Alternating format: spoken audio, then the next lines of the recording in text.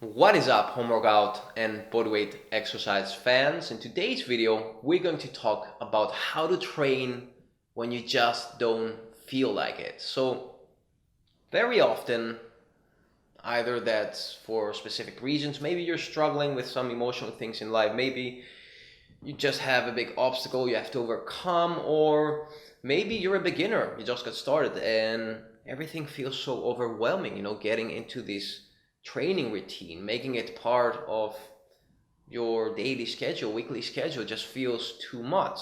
Whatever the case might be, this is going to happen. Even if you've been training for years and you know that if I train today and I finish my workout, I'll feel so much better, but I just don't feel like doing it. Even if you know all that, these times will happen and you will struggle. I mean, I love training, but I still have these days. So the first thing you have to acknowledge is that it's normal. It's okay, develop some self-empathy. Don't judge yourself. Don't rush into bringing up all that negative conditioning, which is, whatever it might be. For some people, it might be to start criticizing themselves as lazy. For other people, it might be like, I'm always quitting on things. I'm a quitter. Everybody has his own negative conditioning that tends to come up during these days. So first of all, accept that it's normal. And next, we're going to move on and I'm going to give you a few tools that will be very helpful, and if applied, you'll never skip your workout again. So which are these tools? Number one, this is going to sound a little bit like a cliche, but stick with me. Take a deep breath and try to slow down time a little bit, because a lot of times when we have these moments, you'll see that a ton of thoughts are spinning around our head. We're overwhelmed and these thoughts are just not helping out at all. They're not providing any insight. It's just your mind messing up with you because it prefers the road of least resistance today. It doesn't want to put some work in. It wants to stay lazy. So take a deep breath, relax a little bit, try to slow down your thoughts and try to structure your thoughts. Try to activate a little bit your rational part of your mind instead of letting your monkey mind, make a big mess up there. So once you do that, I want you to break down your workout in 3 parts. Number 1, preparation. So whatever clothes you have to put on, equipment you have to set up or whatever. Number 2, warm up. And number 3, the actual workout. Now, forget about the last 2 and focus on step number 1, preparation.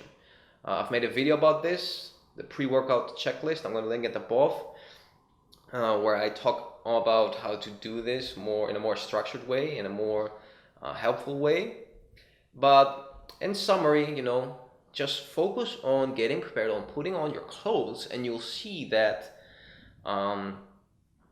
once you do that, you've already built a little bit of momentum. You've already got off your couch, your office, or whatever it is. And you're starting to move, so your body is getting slowly a little bit unstuck. You're starting to feel a little bit of momentum, and once you do that, move on to your warm-up. Now, forget about your workout and just think about your warm-up here. The mindset you want is, I'm just going to warm up today, and whatever I feel like after that, doesn't matter. If I don't want to work out, I won't. Just focus on that one thing, warming up. Why? I'm going to tell you right now. So once you do the warm-up, you'll see that the biggest thing that was making you struggle today, the biggest thing that was the obstacle in your way of working out was all these little things in the beginning, before working out. The actual workout wasn't your biggest struggle, just getting unstuck from that couch and building some momentum. That was the biggest issue. And this is because, as Newton said, when an object is static, it tends to remain static unless an external force acts upon it. So this external force is your mind. Your mind can be an asshole, can motivate you to be lazy and not do anything, but if used properly, as explain today, it can get you unstuck. And once you get unstuck, it's kind of like a car that is stuck in mud or ice, and the wheel is spinning and spinning, but you're getting nowhere. So, once you use your mind and just have someone push the car or whatever, or use like a lever and all that, once you do this and the car gets unstuck and the wheel starts to grab the ground a little bit, after that, you don't need a lot of gas, you don't need a lot of energy to keep on moving, that's basically it. Once you get unstuck, that's it. You've gained momentum, and all you have to do now is just keep the wheel straight, push a little bit of gas, and that's done. So it's the same thing with your workout. Remember that the most difficult thing is those little things in the beginning, wearing your clothes and warming up. So keep on repeating this mantra in your head. Once the warm-up is done, the workout is over. Repeat that again and again. Every day you feel that you don't want to work out, and you'll see that, once you're done, once you get started with that first set, once you blast that music on your MP3, on your headphones, and you're starting to putting some work in, you're starting to do some pull-ups and push-ups or whatever it is that you're doing, you won't even remember why you were struggling before, or even if you do remember, you'll feel so much stronger now. And that's what exercise also does. It makes you stronger, it gives you confidence, and it helps you deal with problems in life. If you're having a problem that's keeping you back, in a more, in a more ballsy way.